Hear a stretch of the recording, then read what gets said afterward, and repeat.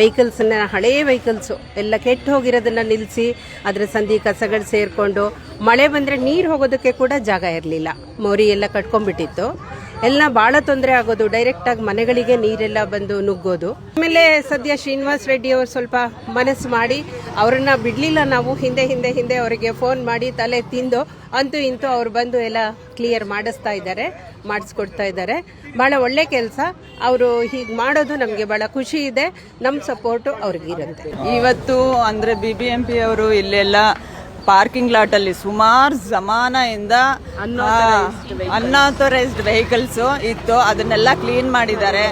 ಮತ್ತು ಅದಕ್ಕೋಸ್ಕರ ಪೇಮೆಂಟ್ ಅಂದರೆ ಅದೆಲ್ಲ ಕ್ಲೀನ್ ಮಾಡಿದ್ದಾರೆ. ಮತ್ತು ಪಾಟ್ಸ್ ಹಾಕಿದ್ದಾರೆ, ಮಣ್ಣು ತಂದು ಗಿಡ ಎಲ್ಲ ನೆಡ್ತಾ ಇದ್ದಾರೆ ಅಂತ ಹೇಳ್ತಾ ಇದ್ದಾರೆ, ಮಾಡ್ತಾ ಇದ್ದಾರೆ.